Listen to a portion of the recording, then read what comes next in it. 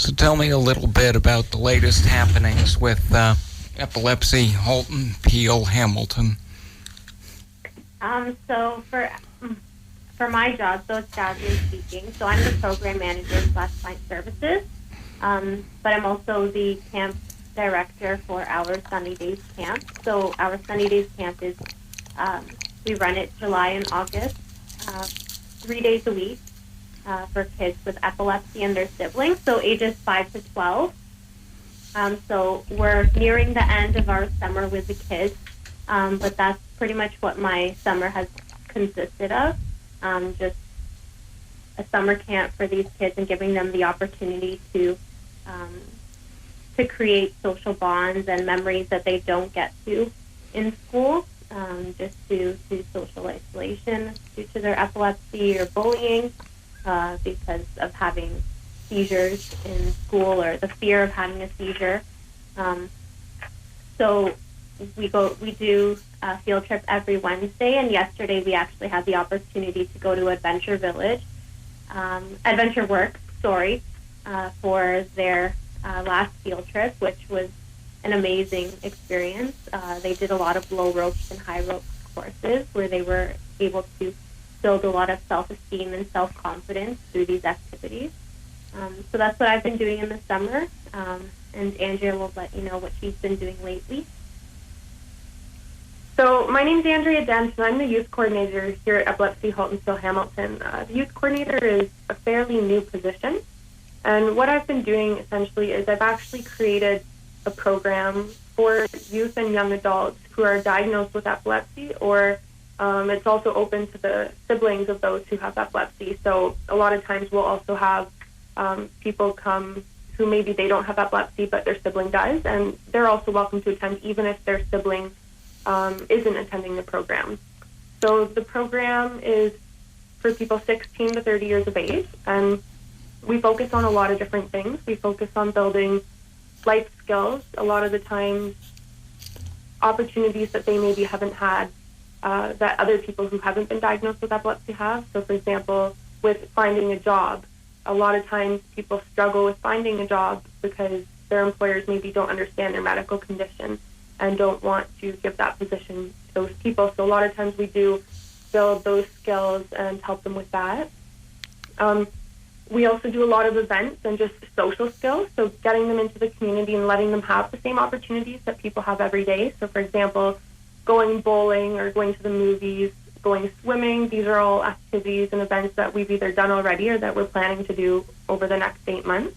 The best part about going out into the community and doing these things in a group is that if someone does have a seizure while they're in the public, they're around a bunch of other people who also have seizures, and they're in a very supportive environment. So we have had clients have seizures with us while we're on programming, and it's a totally different experience for them because when they awake from their seizure, rather than feeling panicked, they feel supported because there's people there who are able to help them and who then we're able to give them their space, where a lot of times people in the community, when they see someone have a seizure, they panic themselves, and even though the person is telling them, I'm okay, the people might not always listen to what they're saying, where this time it was totally different because everyone in the program was like, okay, you say you're good, we know you're okay because you know your body. So it's just very empowering for them to really be in an environment where they can make connections with other people who've gone through similar situations to them,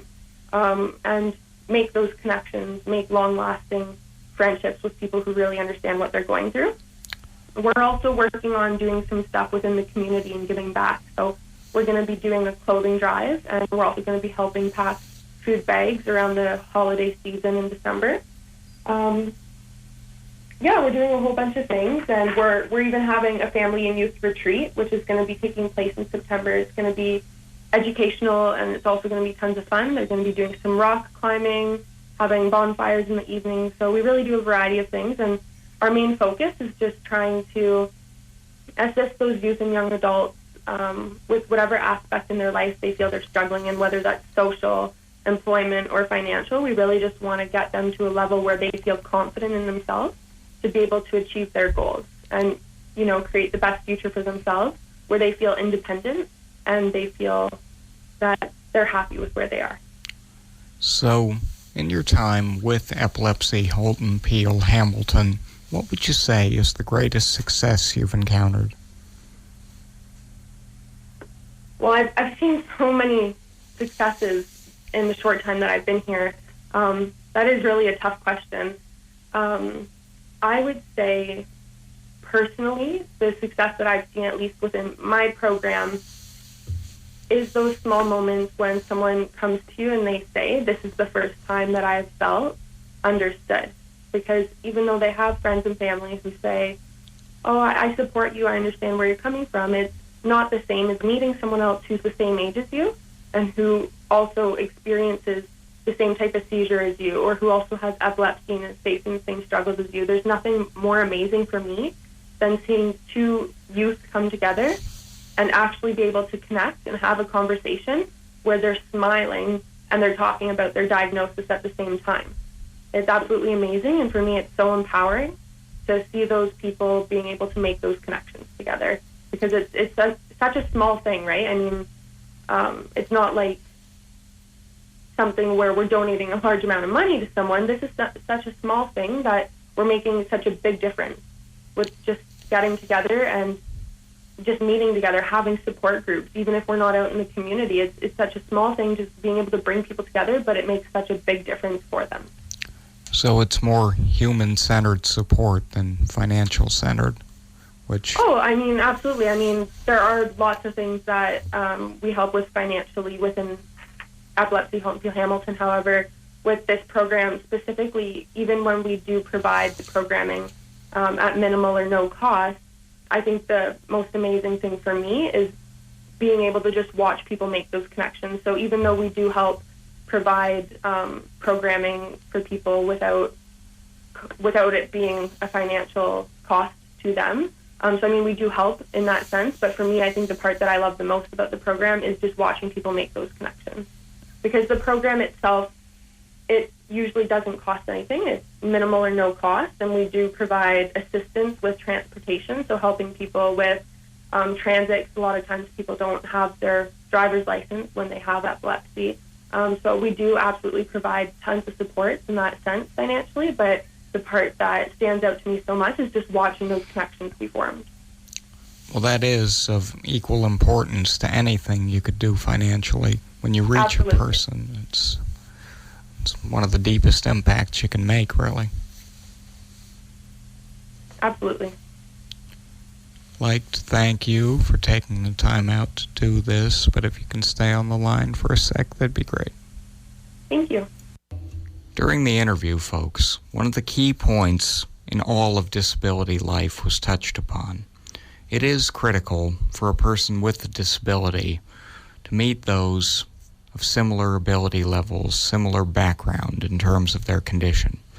It's one thing to have society say, we support you, we'll provide this, that, and the other for you.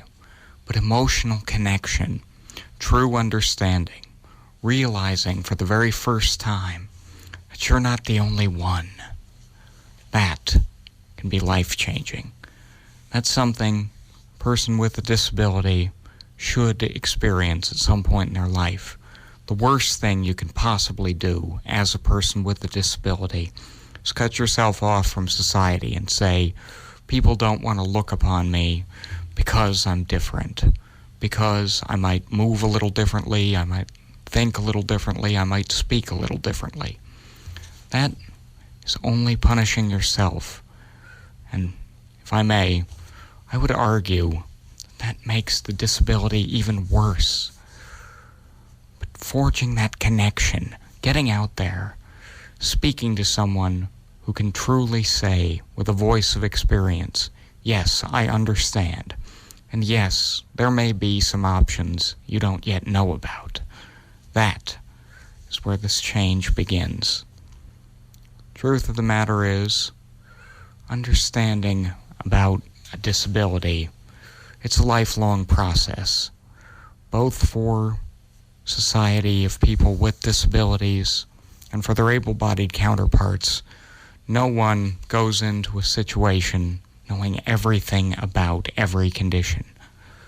Fact is, for the able-bodied, sometimes there can be misunderstandings, or even between people with disabilities. But going in with an open mind, saying, this person might have something valuable to add. They might have something to say that can help rewrite my story. That too is key.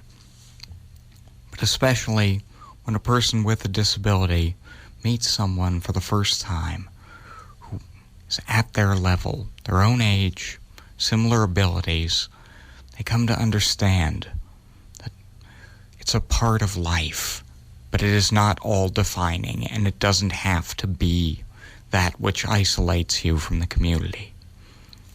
That is something no one should ever inflict upon themselves. It's one of the greatest tragedies I've seen in disability life. And it's so preventable. If there's something that you don't understand, ask questions. If you think something is possible to make things better, it may very well be. But pool your ideas, pool your resources. Go to events. Take the time to talk to people with disabilities about your condition, and even the able-bodied. Fact is, bridges of understanding are where it all begins. Handi-Link will be right back after these commercial messages, so stay tuned.